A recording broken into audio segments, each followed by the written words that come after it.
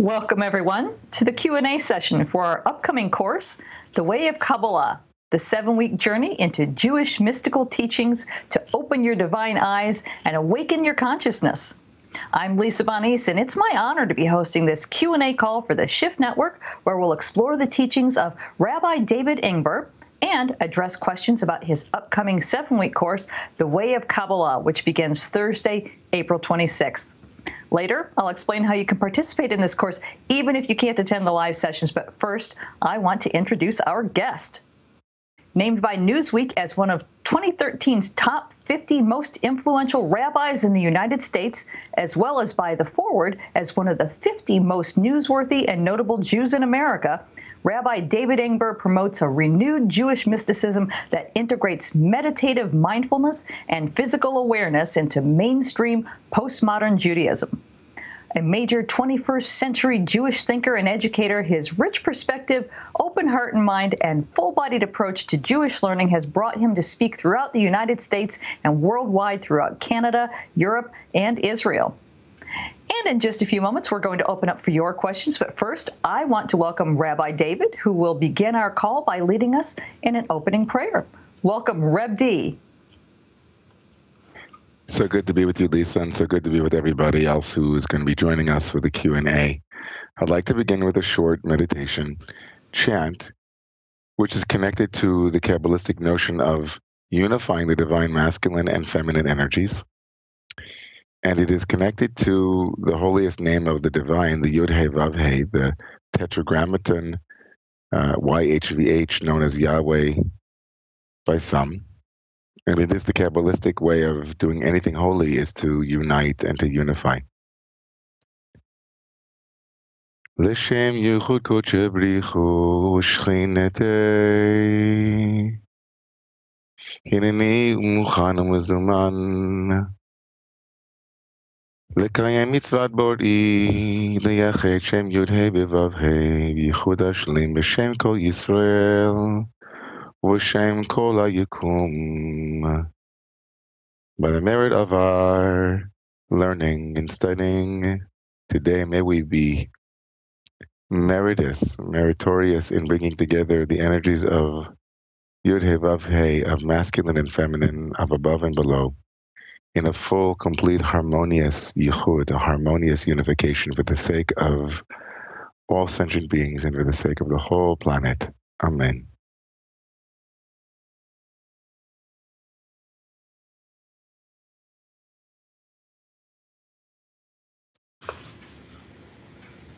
All right, thank you. So now we have the rest of our time together to dive into your questions for Rabbi David Ingber as we prepare for his upcoming course. Again, that's called The Way of Kabbalah, and it begins Thursday, April 26th. And if you want to check out the website and learn more about this 7-week course, please visit wayofkabbalah.com, and I'll spell that in case you're listening. It's the words way of KABBALAH.com, and that's where you'll see the full description, and you can register there as well if you'd like. So let's go ahead and get started with questions. If you have a question for Rabbi David, just type them in, and I'll be happy to read them aloud. And let me go ahead and get started with some questions that have already been submitted. And this one is from Felicia, who wants to know, since much seems to depend on the Hebrew alphabet, would those of us who have no knowledge of the Hebrew language or alphabet be at a disadvantage in your course? Good question. There's no doubt that Hebrew is the language of the Kabbalah. In fact, there are those who want to argue that Kabbalah is not Jewish per se or not Hebrew, and that's a mistake. It is certainly a science or a mystical teaching that has universal application, so every human being is in that category. But the deeper structures of Kabbalah have been transmitted through the vibrational energies of Hebrew. That being said, this Way of Kabbalah course is not actually embedded in Hebrew. It's actually looking at various Kabbalistic ideas that are very relevant for my life and your life in terms of how to live a holy I guess, conscious life, which is, I guess, the goal of all mystical and esoteric teachings. So your question is a great question. In a longer course that I teach in the Kabbalah Learning Institute at my community, Roman Mu, we actually spent the entire year looking at the mystical dimensions of the Hebrew alphabet, and that served both as a way into Kabbalah and the language of Hebrew and the mystical meaning of each of the letters. But absolutely, this course is geared towards taking Kabbalistic ideas and Kabbalistic frames and practices and applying them to every human being who might listen to it. So I'm attuned to you. I get that Hebrew might feel a little bit scary, but the course is certainly not only for those who are fluent in Hebrew or familiar with the Hebrew language. Those who do become more deeply connected to the teachings of Kabbalah undertake to study the Hebrew letters, the 22 letters of the Hebrew alphabet, which are also, by the way, form the structure of the English alphabet as well. That's part of the course that I do for a year here in New York at the Kabbalah Learning Institute. So again, I hope that satisfies your question. So the 7 weeks of learning in the way of Kabbalah are all geared towards those wherever people are, regardless of their Hebrew knowledge or even their Jewish knowledge, for that matter. Okay, great. Thank you so much. This next question seems to be a follow-up to the conversation that you had with Stephen Dinan with the intro call. You brought up, and this is a large question, so I understand you won't be able to answer the entire thing, but the question is, what is the Tree of Life and the 10 energies? Can you give us just sort of a brief capsulization of something so huge? Yeah. It's such a good question. What is the Tree of Life and what are these 10 divine energies? So the Kabbalah imagines a very dynamic, interactive universe, and that these 10 energies are the building blocks of how God, as it were, as the infinite, manifests into all of creation. And so the Kabbalah loved the number 10, and it loved sequencing, and patterns. And so the Kabbalah saw in the 10 utterances that are in the first chapter of the book of Genesis, where God says, "And let there be, and let there be." If you count them, there are 10 utterances, and the 10 commandments and other tens, the 10 fingers and 10 toes. They saw a pattern of a language. And so these 10 sfirot, or 10 energies, are essentially the building blocks of creation itself. And the entire universe is made up of these 10 energies, or these 10 letters in a divine alphabet. Each one of them is a frequency or, a vibration.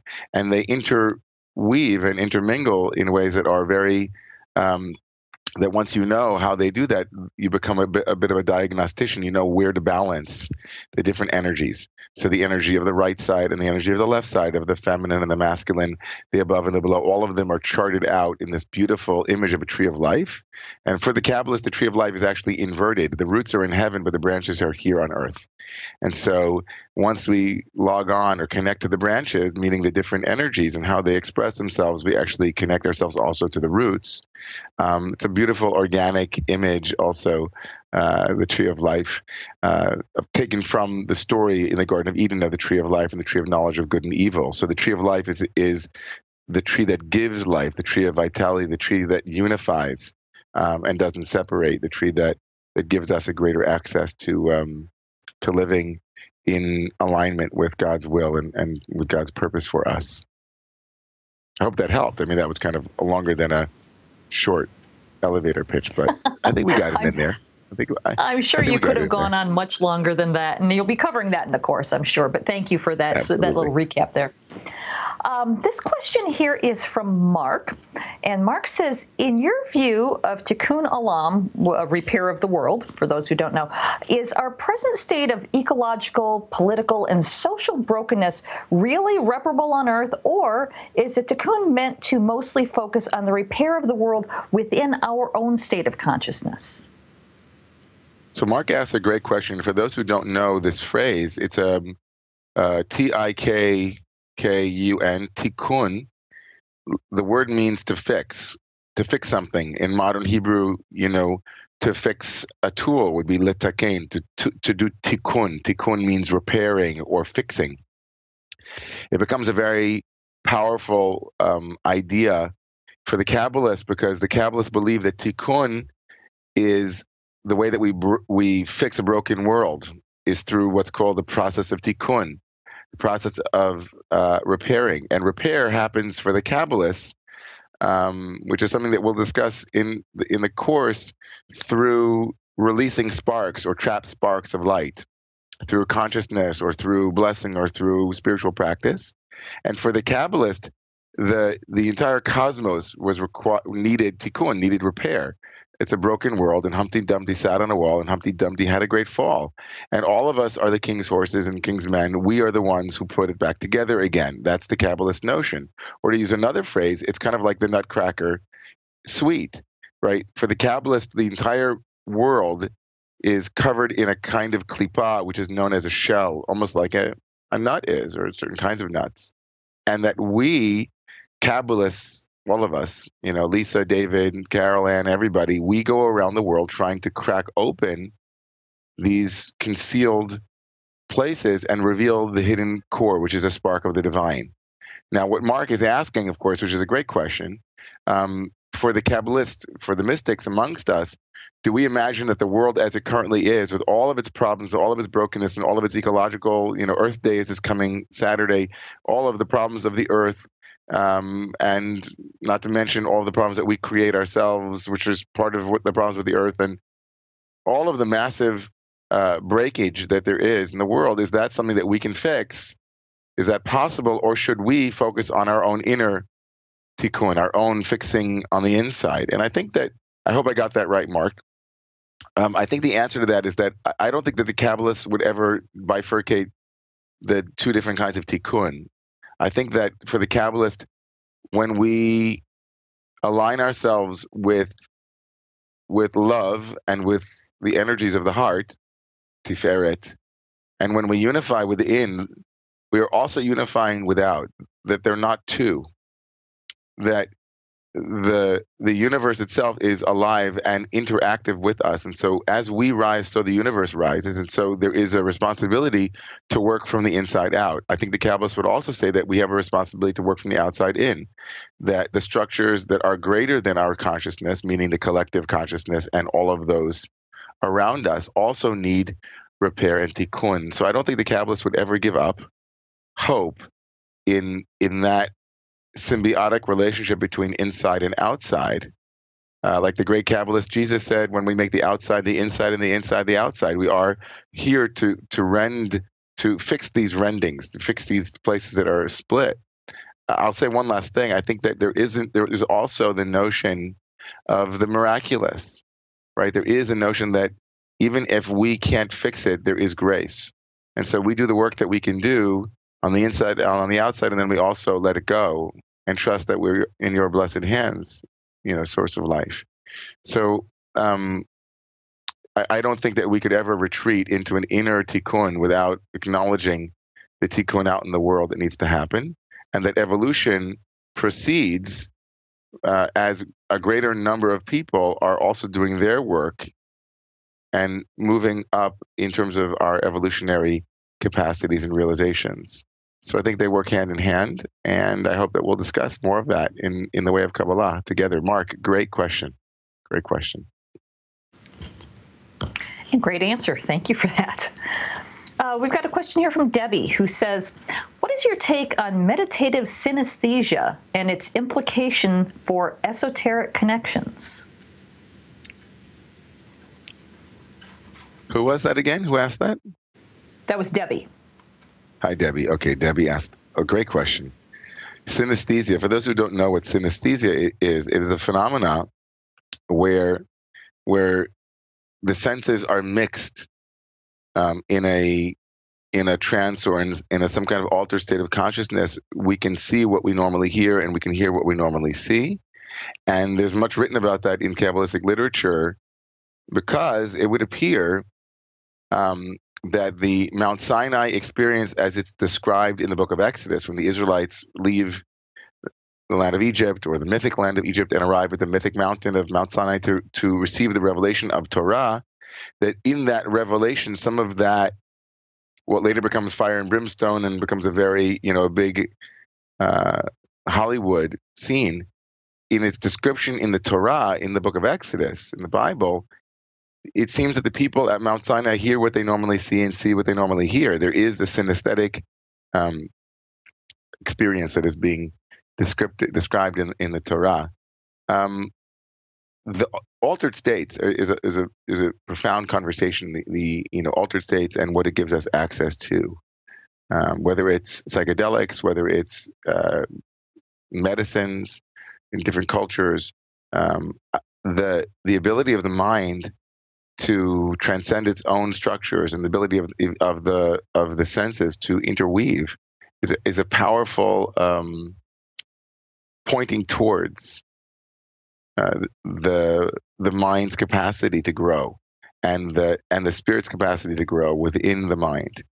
I think that altered state is not the end goal of all spiritual practice, but certainly serves as an important state that one can cultivate. Like other states of awareness and consciousness, I personally have experienced that a repeated exposure to a certain state of consciousness will open me to broader states of consciousness too. And so, as part of a larger state of consciousness map, synesthesia is a very important. It's an important stage and state. How one cultivates that is also interesting. There aren't many meditative Kabbalistic practices for achieving that experience, but it has. Many of us have had it in different practices that we integrate into our spiritual curriculum. I'm wondering if Debbie had synesthesia, and if she, I'm curious about it. I'm curious, Debbie, to hear about your experience. Well, Debbie, we invite you to respond again on Facebook if you're watching this live. We'll go ahead and take your other question. Let's see. Let's take. You were just sort of talking about this, and Renata wants to know, what was your most enlightening experience? My most enlightening experience? It's very intimate. It feels very intimate, I think that in my such an interesting question, and I'm pausing because if I were talking to one of my teachers, I'm thinking what would qualify for them and what would qualify for me. I think that I had many experiences that when I had them were very scary and then later became very solid.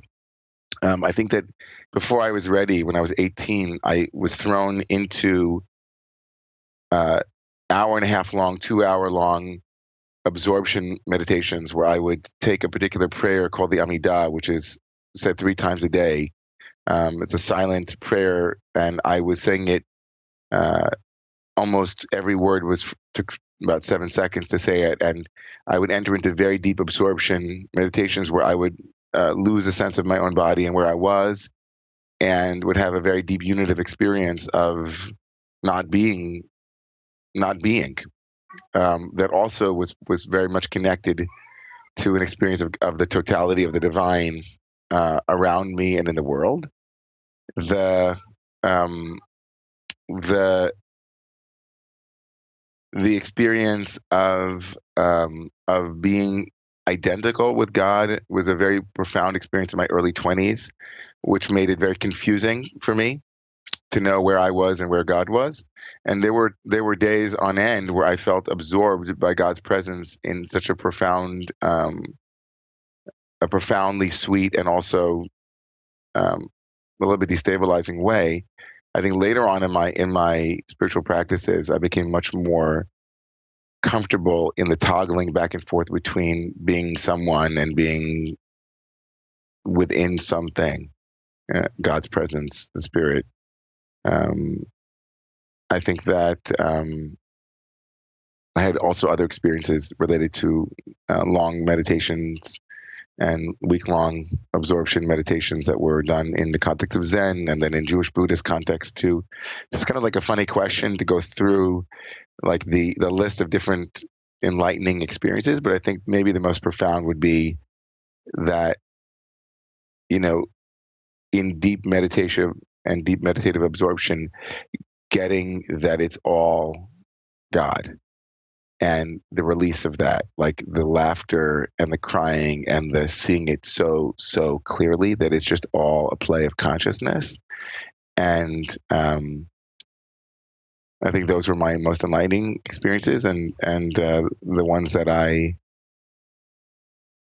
sometimes drop into for moments, even though now I'm very much a householder with 3 little boys and a very large community here in New York City. And I mean, you might even have heard my almost 2-year-old outside the doors of my office trying to get in. So it's when I have moments and I close my eyes, I can go back to that place and touch it. Beautiful. Thank you. And I'd kind of like to see your little boy come running in, like the interview on the BBC where the man's kids came bursting into the room. Wasn't that fun? That's great. Yeah, his name is Or, is light, and he's peeking through. In he hears his dad's voice. He says, "Abba, Abba, Abba." Cute. Well, let's get back to work here. Yeah. Okay. Following up on that response, let me ask a question here from Jen. She says, do you think Kabbalah supports one dropping into samadhi or waking up, or do you think it's more of a musar practice? Jen is throwing around terms. Jen, I love it. You're clearly familiar. There are many with the different Kabbalese or the vernacular of Kabbalah. So Kabbalah, and maybe for people who don't even know, so samadhi might be an absorption or some kind of unitive experience or awakening of certain insight into the deep nature of reality. And musar is a word in Hebrew for ethical conduct or character development. A musar practice would mean working on specific character qualities, humility, courage, alacrity, zeal, and so on, or purity. So is it one or the other? I think Kabbalah, and I'm hoping people who study Kabbalah in this particular, with the Shift Network, with the Way of Kabbalah, or at Romamu with Kabbalah Learning Institute, Kli, the way that I teach Kabbalah is the way that I learned it, and the way that I've studied it both academically and with a master, is that there are many Kabbalahs. Like when you say, is Kabbalah something or is it not, we have to be very humble about knowing the full totality of Kabbalah and the different strands and the different streams. There are some Kabbalah centers in the world that try to give you they tell you what Kabbalah is, and then if you go up on Wikipedia or you go to, study what Kabbalah has been historically, you realize that there are a lot of different schools of Kabbalah. So there are schools of thought, like the schools of thought of Abraham Abulafia, a great 13th century mystic who believed in prophecy, and so who practiced a kind of ecstatic letter-based Kabbalah where he chanted letters of the Hebrew alphabet in various forms and achieved a kind of automatic writing and automatic consciousness, and had visions and had experiences of unity and unitive consciousness. You have the Abulafian school, right, which is deeply samadhi-based. You have that also in other forms of Kabbalah, with the Baal Shem Tov in Hasidism in the 18th century, and even with the Ari to some extent, Isaac Luria in the 16th century. There are different schools that are Samadhi-based. And then you have a school like the Ramak, Moshe Cordovero, also in the 16th century, who wrote a book on using Kabbalah and using the 10 energies that we're going to learn in the Way of Kabbalah as portals into individual musar or ethical practices. I'll give you an example. In the school of Moshe Cordovero, who lived again in northern Israel in the 16th century, he goes through each of the energies of the 10 energies of the Tree of Life, and he shows how one can cultivate the quality in your personality associated with that particular energy. One of them is called, one energy is called the Keter. Keter is the crown. And so he goes through what practices might express an awareness of Keter or crown, right? If you were connected to crown or purpose, you might be more patient and it goes through exercises for relaxing your forehead and being able to stay present and patient even when you have challenging moments, and to develop that midah, that quality. So to answer your question, Jen, good question. Is it samadhi-based, absorption, unity, beyond this world? Is it within this world, ethical and moral teachings of Musar? It is decidedly both.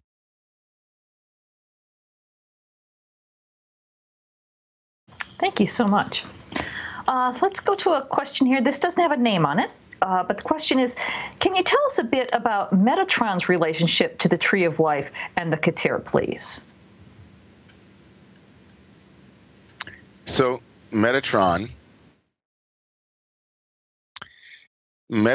is a fascinating character in Kabbalah, in the history of Kabbalah, and Metatron has its own place in different systems.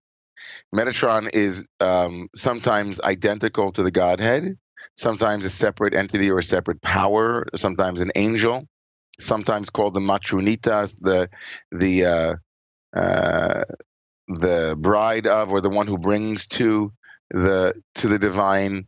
Metatron is in New Age Kabbalistic circles has a different function, but Metatron is Metatron itself has had an evolution, like what Metatron is.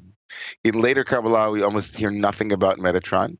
In earlier systems of Kabbalah, we hear quite a bit about Metatron, and the system of Kabbalah, in the way of Kabbalah, will focus almost entirely not on the phenomena of Metatron, but there are meditations that invoke Metatron. There are visualizations that invoke Metatron, but functionally, Metatron and Keter can seem to be identical in one system, where where Metatron expresses in name and in character the highest experiential level of divine realization, internally and without. But again, that's also it's a little bit complicated, and I would want to sit with you, anonymous person, and read sources together and look at the evolution of Metatron over the course of Jewish and Christian Kabbalistic history. Okay, thank you for that. For those of you who are just joining us, also, by the way, here with Rabbi. Go ahead. I just also want to say ahead. that at least it's also a great name, Metatron. I just wanted to put that out there. It's just a wild Metatron. It almost sounds like something out of the Power Rangers. It does. A transformer of some sort. A transformer, exactly. And as I was just about to say, if you're just joining us, we're here with Rabbi David Ingber, learning about his upcoming course, The Way of Kabbalah, which begins on Thursday, April 26th. And you can log on to wayofkabbalah.com, that's KABBALAH.com, for all the details and to register. So let's get back to questions here. Lynn wants to know, in your teaching, do you note associations with other systems like astrology and the chakras as you're explaining? And will we learn to chant vowels and sounds? Great question, Lynn.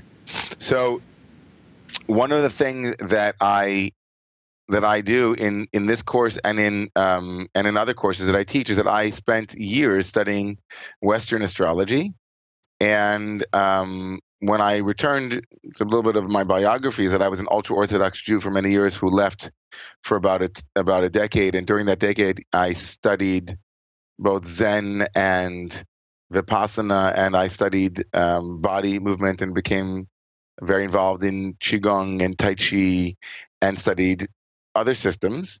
That I brought those systems back with me into my lineage. And when I met my teacher, Rabbi Zalman Schachter Shalomi, he and I shared that integrative desire, and we often would map things and cross-fertilize, and I believe in that very strongly. And so when I do teach Kabbalah, I incorporate Western astrology, and it's also there. It's in the Sefer Yetzirah, the Book of Formation, the 3rd century Kabbalistic work. And so I'm teaching a class now here in New York, a year-long course on the Hebrew letters. And now we've moved into chanting the Hebrew letters with the 5 primary vowel sounds, and using head movements and breath. and incorporating that also with chanting God's name. And in addition to that, also we've gone through and will go through the Tree of Life and the 10 energies and the path, the 32 paths of wisdom, which are the connections between the 22 letters and the 10 energies of the Tree of Life, and mapping them onto your astrological chart, creating a very unique mandala and also a unique mantra that students then use for their own astrological makeup. If you have Venus, Saturn in Aries, and so you need to strengthen the letter Hey, which is associated, the fifth letter of the Hebrew alphabet associated with the month of Aries, the month of the Aries sign. So that becomes your personal mantra as you chant the letter Hey together with God's name. And that becomes part of the chanting practice. And all of that is explained and with charts, and it's all there. And it's all part of my approach, which is to try to see as much commonality between the systems as I possibly can. I'm a big fan of that. I also note where there are differences in the different systems, and there are ways that each of the different spiritual systems will bring out pieces in another system or complement it in a beautiful way. And I'm a big believer in cross training spiritually. I hope that answered your question. All right, thank you. I think you did. Let's go to a question here from Jan, who says, will you be covering the 4 worlds, and do you consider them operating or existing simultaneously? So the 4 worlds, really 5 worlds, but we call them 4 worlds, is a subject that we will be touching. It's part of what Arthur Lovejoy called the great chain of being, that there is in every mystical tradition, a notion of the unfolding of consciousness. Some would call it involution, where spirit becomes matter, or the divine becomes spirit becomes matter, or consciousness becomes spirit becomes matter, and that perennial notion appears in Kabbalah as the 4 worlds or the 5 worlds. And so we'll be covering that as well, the creation story, the tzimtzum, the constriction, and then the 4, really 5 worlds or dimensions of being. And we'll be studying, and to answer your question, I think of them as I think of them almost like on a soccer ball, spherically, that the worlds are both interpenetrating each other, but also they move around, as it were. They're not laid out in discrete steps, but they are organically interweaving and interpenetrating. And we certainly have better metaphors than a ladder or even a chain, the great chain of being. But it's kind of trying its best to depict these different dimensions. Probably better language might be nested hierarchies or nested frequencies. Hope that helps. Okay, thank you. Let's take another anonymous question. And this is actually 2 questions, so give me a second to read this out. The question begins, if a person would like to truly learn Kabbalah and bring forth their inherent birthright to holding a piece of the lineage, where is the best place for them to go in this age and time for that? And do you think there will be a contemplative yeshiva anytime soon that will support this kind of learning? Wow. Good question. I think that it depends on what you call authentic Kabbalah. I think that,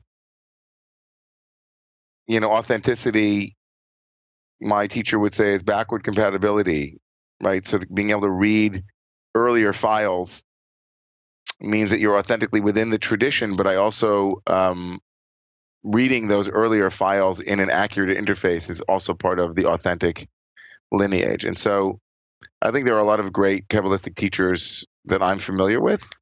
I think that this is a great place to study authentic Kabbalah. I studied with great masters and great teachers, and consider what I'm going to be teaching in the way of Kabbalah to be an absolutely authentic expression of Kabbalah. And so is the institute that I founded at Rome Limu, the Kabbalah Learning Institute, KLI.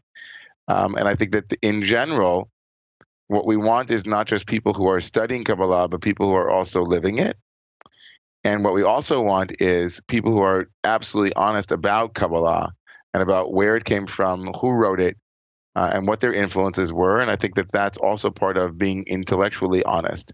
So I have issues with certain schools of Kabbalah that don't acknowledge some of the shadow in Kabbalah.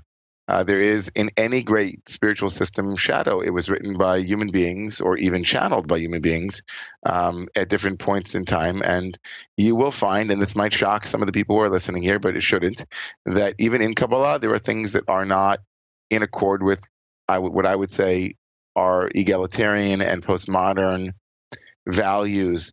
Sometimes the Kabbalah speaks about non-Jews or about women in a particular way that isn't a way that I see the world. And so I think that honoring Kabbalah and all of the spiritual traditions fully is to engage them authentically and with great intellectual honesty and spiritual openness.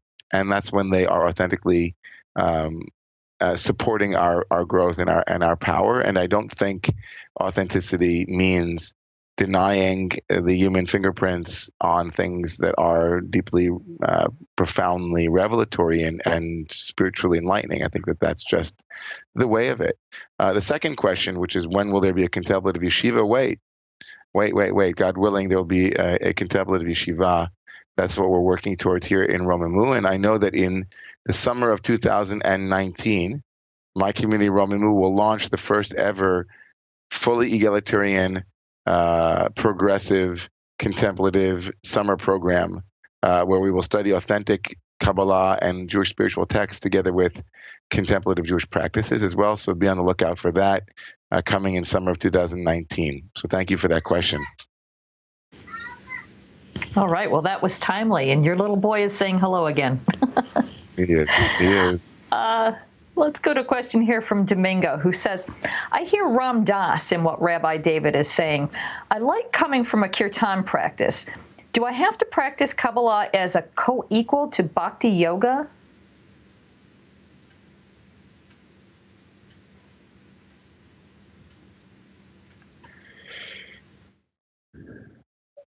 Do I have to practice? Can you just Lisa, say the question one more time? Sure. The last sentence was, do I have to practice Kabbalah as co-equal to Bhakti Yoga? I think Kabbalah is as Kabbalah in the way that, again, I don't want to fall prey to my own warning.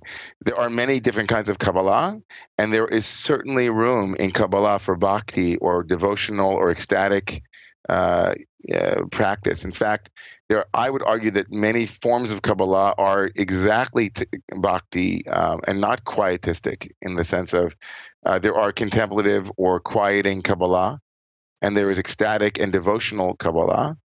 And one can certainly, I think, commingle those in a beautiful way. I have a dear friend who, Rabbi Andrew Hahn, who is sometimes known as the Kirtan Rabbi and does beautiful kirtans with Hebrew chants. Kirtaning is the Hindu practice of call and response devotional chanting. And if you've ever listened to Krishna Das or some of the other great kirtaners or kirtan wallers, there's a very deep devotional quality to the way that they chant to Ram and to Krishna and to others. And I think that there is a deep bhakti in Kabbalah as well. There's a deep devotional quality in Kabbalah that can reinforce and mutually blend very beautifully with bhakti yoga. I don't think you have to choose one or the other. I'm not in that school that says that. I think that they can go together. Is that your question? Was that the question? I believe so. Thank you. Okay. Looking at the clock here, we have time for a few more questions. But before we take those, I want to give a few details about the course itself. Again, it's called The Way of Kabbalah. And this is going to be just a fascinating 7-week journey under Rabbi David's expert guidance, where you'll tap into the power of ancient Jewish mysticism, which is an interspiritual approach to a lineage that offers practical guidance for your daily life. And the 7-week course takes place on Thursdays at 5 p.m. Pacific, starting Thursday, April 26th. And if for any reason you can't join us live, that's fine. You will not miss the teachings. You'll receive audio and video recordings, transcripts, and all course handouts on your course homepage. And also, the Shift Network offers a no-risk money-back guarantee on all of our courses, giving you a full 2 weeks, and that will give you until May 10th in this case to make sure that you absolutely love it. And as an added option, all participants are welcome to connect in a private Facebook community group so you can stay connected with one another. Also, everyone who registers receives the Way of Kabbalah bonus collection. First, you'll receive an audio dialogue with Reb D and Daniel Matt entitled The God of No Thing. Then you'll get another audio dialogue, this one with Rabbi David and Mirabai Starr, and this one is called The God of Love. Next, you'll receive a video teaching with Rabbi David Ingber entitled Mazel Tov, Introduction to Kabbalistic Astrology. And when you register by midnight Pacific on Friday, April 20th, you'll receive an additional bonus gift, and that is an audio dialogue with Mirabai Starr and Miranda McPherson entitled Whatever Seems to Be in the Way is the Way. So before we get back into questions, let me ask you, Rabbi David, what are you most looking forward to sharing in your upcoming course? I'm very excited, Lisa, to be sharing the power of a dynamic map for energies that the Kabbalah offers. I'm very excited to be sharing the connection between the Kabbalistic lineage and the profound notion of tzimtzum, of how the divine makes room for human beings and how we are to make room for others. I'm very, very excited to be sharing the Kabbalah's rich images and visualizations and practicum and practices. And I'm thrilled. It's a thrill for me to introduce, anyone and everyone who is a seeker to the wisdom of applied Kabbalistic Torah, applied Kabbalistic approaches to the world. I think the world needs more of these different traditions and more of what they know on how to lead a holy life. So I'm excited for all of those things. Okay, great. Thank you. Then let's get back into the questions here. Well, we've got a question here from Steph who says, did your Orthodox upbringing influence you when you chose to study Kabbalah in depth? It's a mixed bag, I think, a little bit. When I was, in the Orthodox world, there was Kabbalah was, is a very secret science, and there were people who would tell me not to study Kabbalah. When I was an ultra-Orthodox Jew living in Brooklyn, I once went to meet with the head of my seminary, head of my academy, and he told me to get my head out of studying God's name because that wasn't what we're supposed to do. So it was a mixed bag. I think that I'm so thankful that I grew up in an Orthodox setting and in a traditional setting so that I can read the Aramaic and I have a fluency in this original language. Sometimes when I used to study Buddhism, I wish that I knew Sanskrit, and wish that I could study in the original primary language. So I'm thankful for that, but most of all, I'm thankful for my teacher, for Reb Zalman, and the lineage that Reb Zalman represented, which is the Hasidic lineage, which took the deep teachings of the Kabbalah and made them even more profoundly relevant by applying them to our own psycho-spiritual realities. In that way, Reb Zalman and the founder of the Hasidic movement, the Baal Shem Tov, in the 18th century, it took Kabbalah and they applied it into a lived reality, coming like the Abhidharma of the Buddhist psychology, that Kabbalah, through the lens of Hasidism, is deeply psycho-spiritual and psychodynamically relevant. And so I'm thankful for all of that. And I'm thankful that I'm a rabbi now, that I get to actually to do this all day and all week and all month. I get to talk about these profoundly beautiful, beautiful, beautiful teachings. Okay, thank you. We've got a question here from Elaine who says, what about Christian teachings intermixed with Kabbalah? So Christian teachings mixed with Kabbalah. Christianity had its own version of Kabbalah. When many Kabbalistic works were translated into Arabic and then from Arabic into Latin, it opened up a whole world where Christians began to study Kabbalah and read their own Christian faith and Christian heritage into Kabbalah, into Kabbalah's teachings. I'm I am someone who is open to truth wherever it is, or to frames. I don't believe in that any one religion has the truth with a capital T. And even though Judaism and Christianity have a lot of scar tissue between them, a lot of pain, I'm open to the teachings of the beauty of the teachings of Christianity. I, as a young man leaving ultra-Orthodox yeshiva, I came across the writings of Dietrich Bonhoeffer and Thomas Merton, which led me into a love affair with creation spirituality and the writings of Matthew Fox, and because of Master Fox, Meister Eckhart, and others. And so I'm not as fluent in Christian teachings as I am in the Eastern traditions that I interweave, but there are places where certainly Christological or Christianity makes its way in the deeper structure into Kabbalah as well. It's not hard to imagine, and I'll be happy to discuss that in the calls and in the class. So that's a long way of saying yes. Beautiful, thank you. Let's go to a question from Ellen, and you may have already addressed this to a certain degree, but the question's still there. Ellen says, isn't consciousness awakened by other forms of ecstatic chanting like kirtan? And can't I make these two systems into one? I'm not altogether sure why we would want to make the two systems into one. I think that the two systems are the two systems. They have overlap and they have beautiful symmetries and places where they are identical, or where they are saying a very similar thing or pointing to a very similar shared reality. But why would I want to make a rose into a tulip? They're both beautiful and they're both flowers.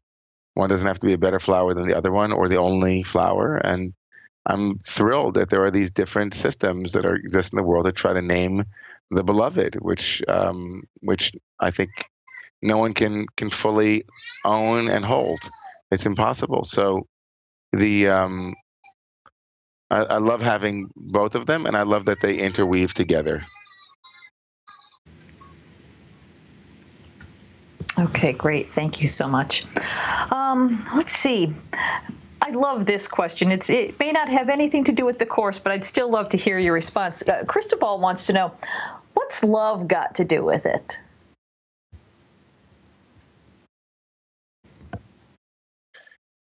What's love got to do with it? I used to say, what's Vav got to do with it? Because Vav is the letter of connection in Hebrew.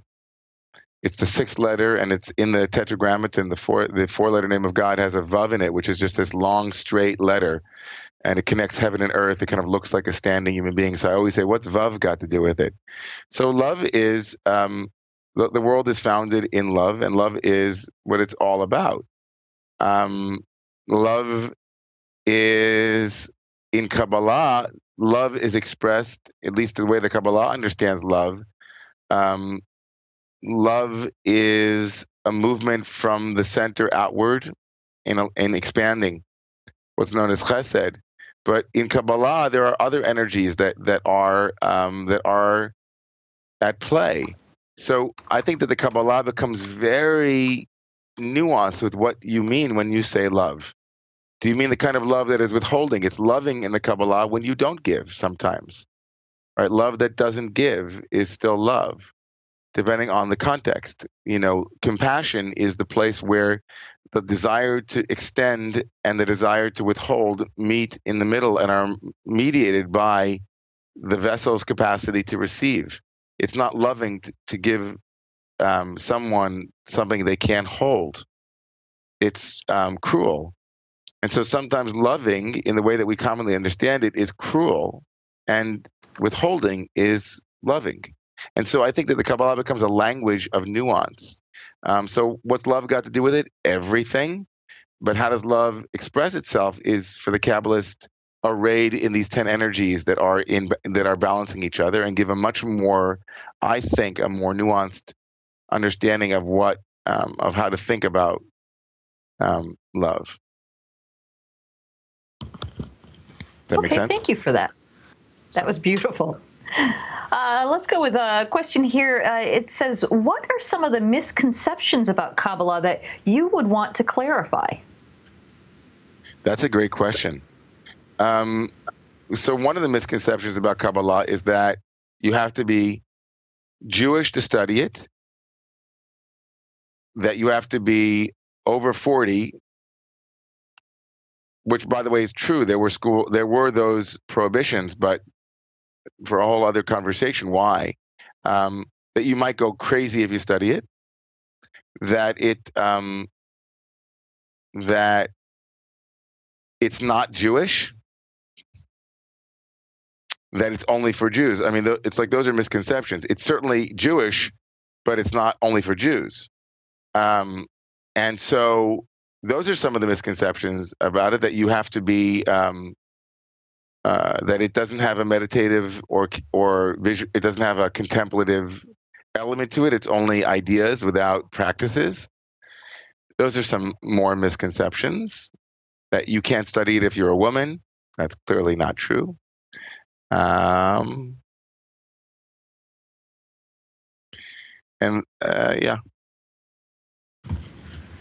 Okay, great. Thank you. How about this one? Do people need experience with Kabbalah to take the course, or is it okay for beginners? Well, as I said, I don't know if this person, was there in the beginning with the first question, which was, I don't speak Hebrew, is a course for me. So this course is geared towards everyone who might join it, meaning like there's enough material in here, even if you study a little bit of Kabbalah, that you'll still be intrigued. And certainly if you've never studied Kabbalah before, there's enough material here. And it's given in a way that I've tried very much for it to be able to be received even by someone who's never studied Kabbalah before. The word Kabbalah literally means to receive, or the receiving, or what is given over and in a transmission. And I'm hoping that this Kabbalah course is transmitted in a way that everyone, depending, no matter where they are along their journey of Kabbalah, will be able to plug in and receive something profoundly authentic to both the Kabbalistic lineage and to where they are in the world, right? Okay, terrific. Thank you. Wow, looking at the clock, we're about out of time here. This has been just a lovely conversation. I want to thank our viewers for being with us today and for all of your questions. You guys help make these conversations as good as they are, so thank you for that.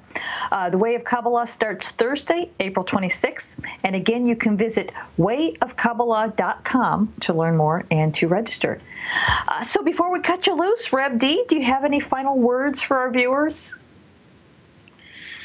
Well, I wanted to say thank you so much for listening and for your interest in this beautiful body of wisdom.